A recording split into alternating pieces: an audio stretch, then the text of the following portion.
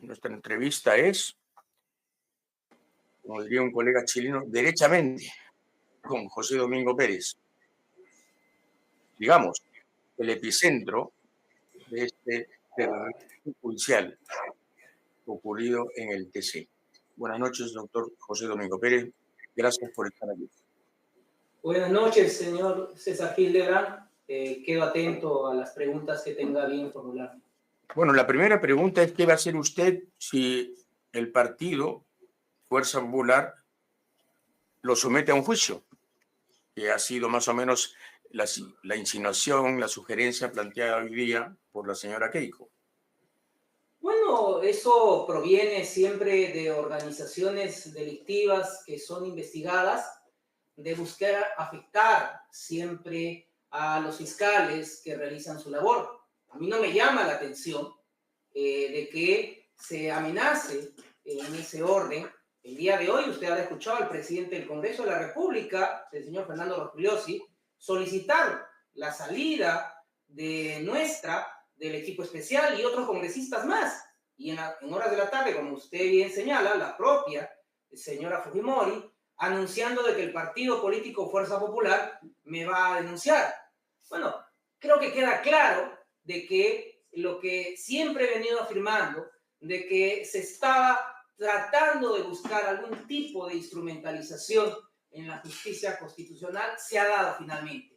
Y creo que es algo que también su medio lo recogió ya hace algunos años, en donde anunciaba que la única manera que la señora Fujimori pudiera evadir la responsabilidad penal era precisamente a través de la conformación del ente constitucional que diera una decisión que más que jurídico-técnica es una decisión política. Si usted me permite brevemente, el voto del magistrado Gutiérrez Tixe nos habla ya entre el fundamento 58 al 59 y 60 de una necesidad de reforma del sistema de justicia. Es decir, el caso Cocteles, el caso de la señora Fujimori, es la justificación que tienen estas personas para solicitar que se reforme el Ministerio Público y el Poder Judicial. Y concluyo, en los fundamentos de este fallo, en el fundamento 69 se habla de lawfare. Eso no es un término jurídico, es un término político que utiliza la política para cuestionar precisamente las investigaciones penales. Lamentablemente, esto es lo que tenemos que aceptar, pero obviamente dentro de la capacidad que aún nos corresponde como parte en este proceso, formular las cuestiones de crítica a esta decisión. Lo que la gente pregunta es: ¿y ahora qué? ¿Cuál es el siguiente paso? ¿Esto vuelve a foja cero? ¿Es un nuevo juicio? ¿Seguirá siendo usted el fiscal? ¿Qué va a ocurrir? A ver, son dos preguntas. Lo primero que va a ocurrir, que el Tribunal Constitucional lo que ha ordenado es que se anulen las resoluciones del juez que había rechazado las excepciones de improcedencia de acción. Es decir, las que declaraban de que acá había un delito y por lo tanto tenía que continuar el proceso hasta llegar a juzgamiento, que es lo que ocurrió el año pasado. Lo que ha dicho el Tribunal Constitucional es: esas resoluciones son nulas. Hay un nuevo juez, ya no es el juez Víctor Zúñiga, hay un nuevo juez. El juez tiene que escuchar a las partes antes de tomar una decisión. Pero el Tribunal Constitucional le ha puesto una camisa de fuerza al juez. Es decir, el juez no tiene maniobra para desconocer lo que ha señalado el Tribunal Constitucional, declarando que los aportes de campaña que entregó la empresa Odebrecht de la Caja 2 no son delito de lavado de activos. Esperemos, voy a hacer la argumentación debida, he visto algunas intervenciones de la doctora Marilena Ledesma indicando que esta es una decisión inconstitucional, es una decisión carente de fundamento constitucional y por lo tanto habría una vía en que el juez podría dejarla de aplicar. Pero ante este embate político en el que se amenaza no solamente a fiscales, sino también a los jueces, tengo un legítimo pesimismo de que el juez lamentablemente tendrá que acatar esta decisión, pero vamos a hacer ese esfuerzo. Vamos a hacer el esfuerzo de tratar de que esto, que contiene solamente fundamentos políticos, no sea ejecutado en la justicia penal ordinaria. ¿Se siente usted derrotado? Mire usted, no solamente es una derrota de quien ha conducido esta investigación. Ahí están los hechos, está en la prueba. Usted mismo lo acaba de señalar. El Tribunal Constitucional no ha declarado la absolución de la señora Keiko Fujimori, porque además no es su atribución. Sí, pero yo sí Lo me que ha- siento derrotado. ¿Usted no? bueno, queda claro que el sistema de justicia en general se siente derrotado. ¿Por qué? Porque este no solamente es una decisión de la Fiscalía, señor César Hildegard. Han habido diversos jueces y diversas instancias que han atendido las causas de la Fiscalía en el caso Coctelis y de la señora Fujimori. Y en todas esas instancias siempre se señaló que estábamos ante un delito de lavado de activos que tenía que tener un desenlace probatorio en un juicio oral. Y el juicio oral se estaba llevando desde el año pasado, hasta que el Tribunal Constitucional tuvo la injerencia en dos decisiones para anular el juicio oral, pero la señora Fujimori no se quedó contenta y buscó la anulación completa de este caso para buscar el archivamiento definitivo. Y lo logró. Según estudios del INE, saber inglés aumentará tu salario un 32% en tu próximo trabajo. Logró. Y lo logró. Y con Algunos dicen que la arquitectura argumental, jurídica, del alegato de la Fiscalía tenía fallas, tenía errores. El primer error fue poner a demasiada gente. Después eso se redujo a un proceso más acotado, más preciso. Pero ¿reconoce usted algún error justamente en el diseño de la acusación? Mire, si hubiera algunos errores en la acusación, lo hubiese manifestado esta sentencia del Tribunal Constitucional. Pero si usted lee, por ejemplo, que dentro de los fundamentos, el fundamento 90, dice el Tribunal Constitucional que por conocimiento público ha adquirido la información que la acusación fue devuelta 19 veces sin haber constatado si esa información es cierta o falsa, es decir, recurrir al expediente judicial para ver si eso es verdad, a mí me queda claro que la única fuente que se sostiene son los distintos abogados y personas interesadas que han estado durante todos estos años en los medios de comunicación desacreditando y difamando la labor de la Fiscalía. Y si usted me pregunta, un error probablemente es no haber tenido la capacidad de haber contrarrestado toda esa desinformación y noticias falsas. En un escenario en la Fiscalía que usted sabe, vivimos una permanente crisis en etapas en las cuales nos han silenciado, pero que lamentable trae como consecuencia esto, que la fuente de conocimiento público termine siendo Willax Expreso para que el Tribunal Constitucional diga que un hecho es cierto y no se haya recurrido al expediente judicial. Bueno, si el TC está haciendo esta tarea, desmontar un proceso por razones políticas, estamos ante un golpe de Estado.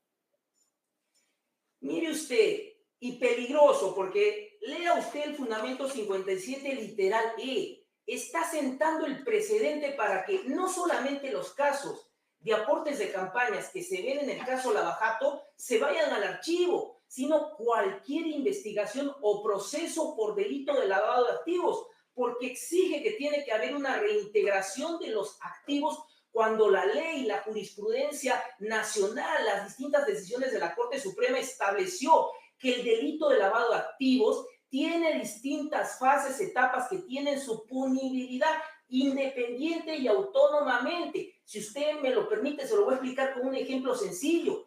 Cuando el lavador mete la camisa sucia a la lavadora y la saca y se la vuelve a poner, las distintas etapas, desde que tiene la camisa sucia, la mete a la lavadora y la saca, son etapas independientes, con penas independientes, y que ya había sido superado por la Corte Suprema en la sentencia plenaria casatoria 1-2017. Pero el Tribunal Constitucional, en este fundamento 57 literal E, le está dando una herramienta a toda la criminalidad para que se caigan otros procesos que se están siguiendo por lavado de activos. ¿Cuáles? Tendríamos que ver si los fiscales no han imputado todo el proceso íntegro de lavado de activos, es decir, la fase de colocación, intercalación y reintegración, porque nuevamente le repito, las modalidades y las etapas de lavado de activos son independientes, cada una de ellas, y la Fiscalía en el caso Cocteles solamente imputó la conversión y la transferencia, y ahora resulta que el Tribunal Constitucional nos dice no, acojo la tesis de la defensa y una tesis que siempre postulaban muchos de estos abogados que defienden estos intereses corruptos, de decir que tiene que darse todo el ciclo completo de lavado de activos, a pesar de que la Corte Suprema había superado hace muchos años esa tesis. En el caso de Dionisio Romero o de Juan Rasmus, ¿hubo lavado de activos? Lo que se determinó ahí fue que hubo delito de fraude en la administración de personas jurídicas, es decir, ellos sustraen el dinero de una persona jurídica independiente a la persona natural. Es decir, Dionisio Romero no era su dinero, era el dinero de otra persona jurídica y lo que hace es sustrae ese dinero.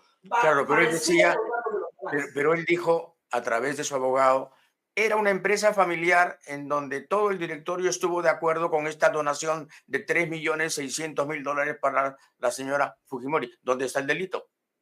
Permítame corregirle al señor abogado que argumentó eso, pero Dionisio Romero iba a ser examinado justo cuando el Tribunal Constitucional anuló el juicio a inicios de este año.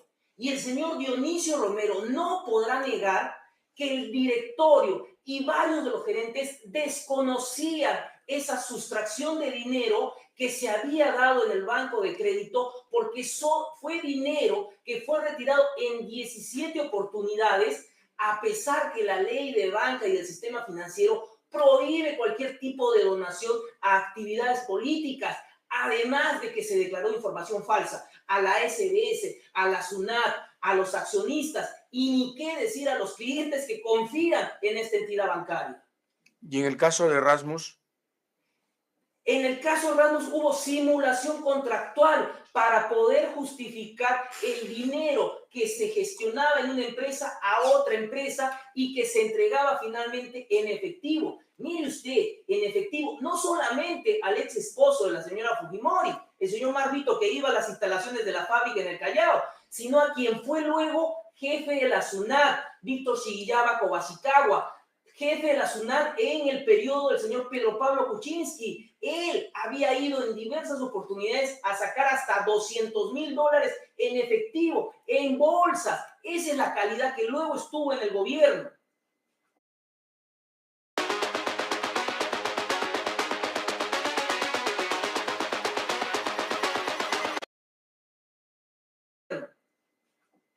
Se probó absolutamente que Odebrecht dio dinero.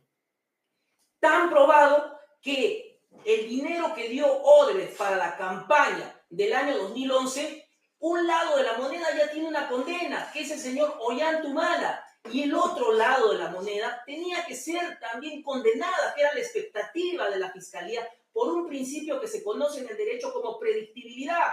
Ante dos situaciones con características similares, la expectativa es que el resultado sea el mismo. ¿Qué es lo que pasó acá? Que lamentablemente usted lo había anunciado, yo lo había anunciado también. Acá va a haber una interferencia política y finalmente la afectación en lo que es este caso por esta decisión del Tribunal Constitucional, que a todas luces, y esto lo tengo que decir, en el derecho que aún nos asiste para criticar las resoluciones judiciales como una parte dentro del proceso. Las razones son políticas, las razones no son jurídicas.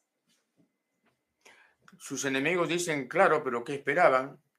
Es un loco que además no pasó las pruebas para ser juez, es un mal fiscal. ¿Qué dice usted? Bueno, que el ataque va a continuar y seguramente, como ya se lo he señalado el día de hoy, el presidente del Congreso de la República no respeta la independencia, separación de poderes, la autonomía de las instituciones y le ha solicitado a la Fiscalía que me saque del cargo, como que si estuviéramos en los inicios del chavismo, en donde el jerarca mandaba a sacar a jueces y fiscales. Esto, lamentablemente, se está dando en nuestro país y queda claro, pues, que hay un riesgo de que el día de mañana a mí me procuren sacarme de mi puesto de trabajo, como ocurrió en abril de este año. Por eso es que me veo en la necesidad de, como representante del equipo especial, decir, esta decisión no es legítima, no genera confianza. Yo invito a los expertos serios que puedan determinar si acá hay razones jurídicas. Acá las razones son eminentemente políticas. Yo le mostré, por ejemplo, cómo el señor Gutiérrez Tixe pide una reforma del sistema de justicia por este caso, pero el voto de otro magistrado, el señor Haro, está indicando que los jueces, los fiscales no pueden participar en actividades políticas, tener protagonismo político, que recoge finalmente toda la basura desinformativa que ciertos medios dan continuamente y termina plasmándose en un documento como este, que tendría que ser un documento prístino, basado simplemente en el derecho, pero no lo es. ¿Ha pensado en renunciar? Bueno, la posibilidad está latente porque si va a haber actos de acoso, hostigamiento, más allá de lo que haga la pestilencia en el centro de trabajo, en mi casa, lo hace la propia institución a través de esta persecución que ya la señora Fujimori lo anunció. La señora Fujimori el día de hoy ha anunciado, va a haber persecución para los fiscales que han conocido este caso y el Congreso de la República ya tiene una comisión. Su presidente de la comisión, el señor Muñante, el día de hoy ha escrito un tuit en el cual ya está levantando ciertas amenazas respecto a la estabilidad en la función que tengo que desarrollar en el Ministerio Público. Parece que esta gente no entiende que no estamos en los años 90. Hay una separación de poderes. ¿Está usted seguro? ¿Está usted seguro que no estamos en los años 90? Bueno, aún sigo en la fiscalía. Si tengo que salir de la fiscalía por la prepotencia de estas personas, seguramente ya se consumó lo que usted había indicado hace unos instantes del golpe de Estado, seguramente. Pero es un deber quedarse. Tiene usted el deber de quedarse. No puede usted renunciar. Estamos ahí luchando, peleando, pero mire usted, hay fundamentos que le digo, no se sostienen. Y a mí me llama la atención gratamente que la magistrada Pacheco Cerda, presidenta del Tribunal Constitucional, haya disentido de sus colegas y haya señalado en consonancia con el magistrado Monteagudo lo que correspondía. Esta es una cuestión de la justicia penal. La casación 617-2021, la Corte Suprema zanjó la controversia. Esto es lavado de activos. Lo único que tienen que hacer los jueces de juzgamiento es declarar la culpabilidad si existe prueba para la condena. Y en ese camino estábamos. Pero este Tribunal Constitucional lamentablemente ha tenido una injerencia y ha afectado este proceso penal. El fallo entonces es írrito, ilegal. ¿Y por qué entonces debería acatarse? Eso vamos a tratar de alegar ante el juez. Como yo le he indicado, el juez va a tener que convocar una audiencia para resolver la aplicabilidad. ¿Qué juez? El juez de la investigación preparatoria es un nuevo juez. No, es un nuevo juez luego de que se excusara el juez Víctor Zúñiga, que es el juez que había conocido la etapa intermedia, un juez que también había sufrido todos los ataques de estos grupos. Hay un nuevo juez y vamos a estar en la expectativa qué es la decisión que el juez va a adoptar. Pero a mí un nuevo juez sometido a grandes presiones. Y a una camisa de fuerza. ¿Qué es esta sentencia? Lamentablemente, el Tribunal Constitucional no tiene entre su competencia declarar la responsabilidad o la no responsabilidad de una persona, pero de los fundamentos, prácticamente la consecuencia es que tienen que archivarse el caso. Esa situación, es la que esperamos, pues, que el juez que actúe debidamente y tenga esa valentía, pero sobre todo la protección institucional. ¿A qué podría aferrarse, doctor, a qué podría aferrarse el juez para no acatar este fallo o para, digamos, evadirlo? Que no hay razones jurídicas, las razones son políticas, como yo le estoy mencionando. Hay mucha desinformación, señala de que no se ha indicado el delito fuente, y usted mismo lo ha mencionado, no solamente Odebrecht, Rasmus, Dionisio Romero. ¿Cómo puede hacer una afirmación el Tribunal Constitucional si desconoce la acusación? Como usted lo ha mencionado, tanto la magistrada Pacheco Cerda como el magistrado Monteagudo dicen, no han tenido la capacidad para acceder a miles y miles de tomos y sin embargo hacen afirmaciones que solamente la encontramos en Willax Expreso.